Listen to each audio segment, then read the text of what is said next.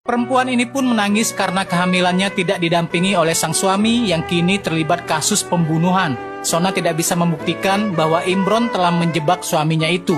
Maka satu-satunya cara yang bisa diambil adalah dengan melakukan pembunuhan yang sama dengan yang dilakukan oleh pembunuhan berantai itu. Hal ini bertujuan untuk meyakinkan para masyarakat bahwa pembunuhan berantai itu masih berkeliaran di luar, sehingga ini berarti bahwa polisi sudah salah menangkap si Joy. Dan tidak ada pilihan lain, Sona sendirilah yang akan melakukannya, ujar Rastogi jika ingin menyelamatkan suaminya. Namun beberapa saat kemudian, Sona mendapatkan telepon kalau suaminya telah dihajar habis-habisan oleh para tahanan yang telah dibayar oleh seseorang. Karena semakin frustasi, Sona hampir menabrak Inspektur Imran. Tapi Sona sadar, dia harus mencari korban yang sama dengan korban pembunuhan berantai itu. Setelah itu kita kembali ke masa lalunya si Sona. Ternyata Sona dan Imran telah berpacaran selama beberapa tahun, namun kedua orang tuanya si Sona menyuruhnya untuk menikah dengan seorang dokter ahli bedah, agar masa depannya cerah. Dan tidak ada pilihan lain, mereka berdua pun kawin lari dengan cara menikah massal di sebuah acara pernikahan massal. Namun tetap saja si Sona harus menikah dengan si Joy.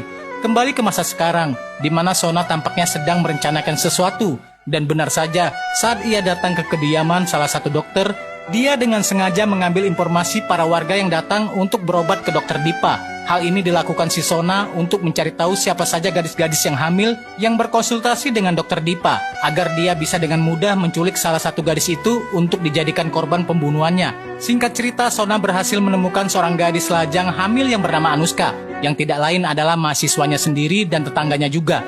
Tapi mau tidak mau, Sona pun mulai membuntuti gadis itu. Sampai di sebuah tempat terlihat Anuska dan pacarnya sedang ribut soal kehamilan si Anuska, karena pacarnya Anuska tidak mau bertanggung jawab atas kehamilan itu. Sehingga Anuska pun sangat putus asa dan hampir saja ditabrak oleh truk.